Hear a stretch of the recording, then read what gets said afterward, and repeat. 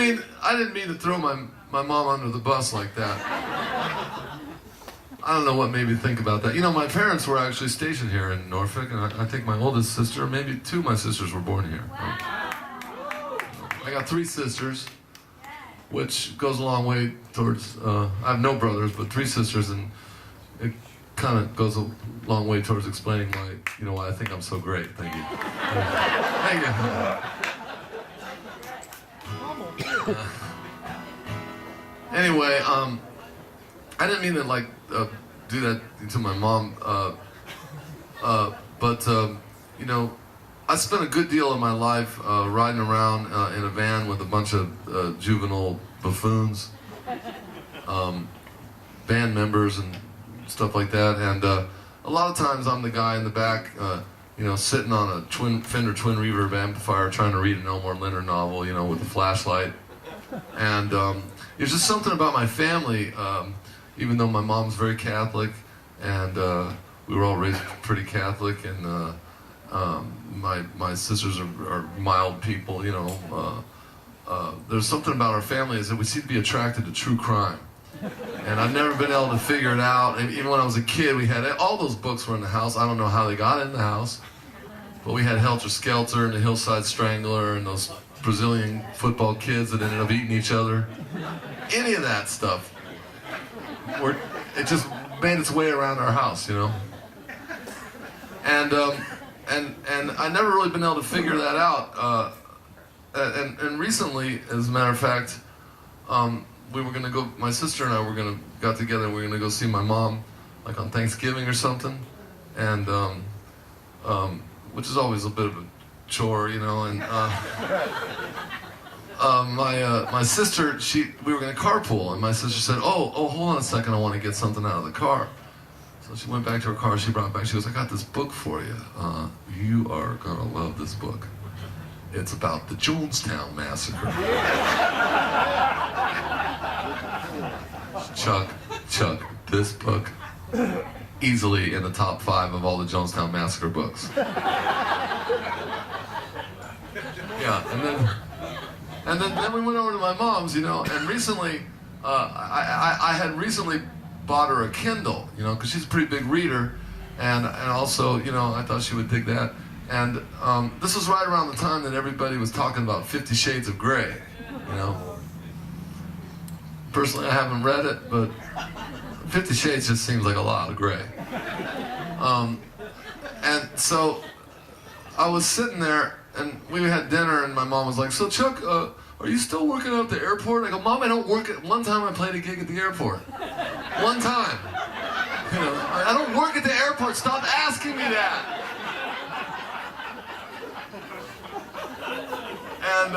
And so I was sitting there on the couch, and I noticed on the coffee table there was that Kindle, you know, and I was like,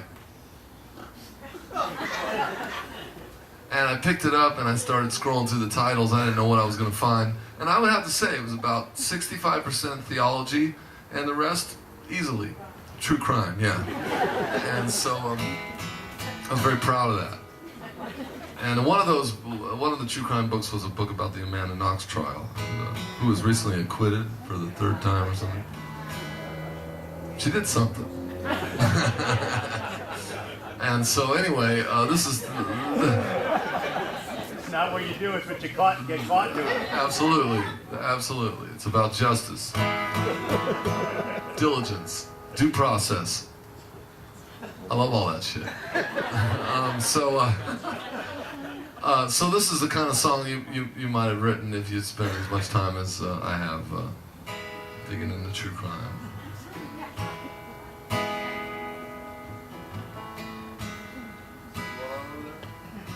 What are you guys talking about? What's going on?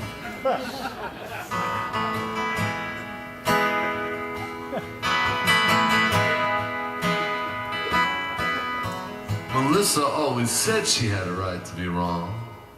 Maybe that's the reason she lied. Remy said that he was only looking for a friend the night they asked him up inside.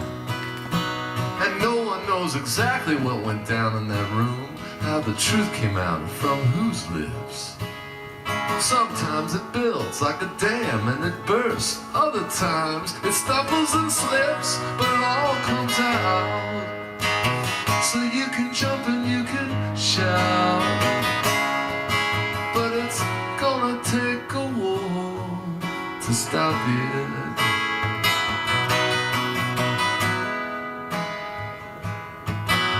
Now Remy said a scar ran down the side of his face. The cop said, son, that isn't enough.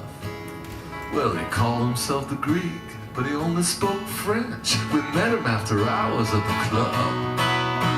Melissa said she fainted at the sight of it all.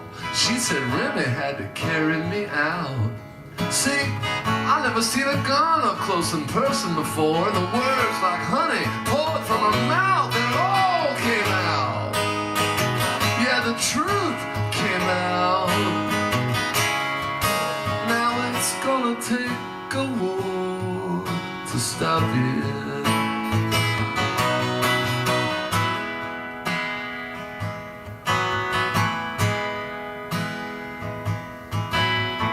Remy gave a statement with his fingers crossed. He said, I hope this means that I can still vote.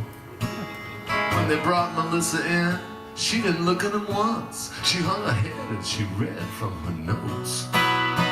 The Greek faced the camera, didn't utter a word. He couldn't speak or even move his head. The prosecutor stood, cracked a joke, and he smiled, said, you don't know it, son, but you're already dead, and it all came out. Yeah, the truth came out. Now it's gonna take a war to stop it. I may never get to see you again, Remy said. I ain't done nothing. So tighten up your panties, boy, and loosen up your wig. You'd better pray that nobody finds you.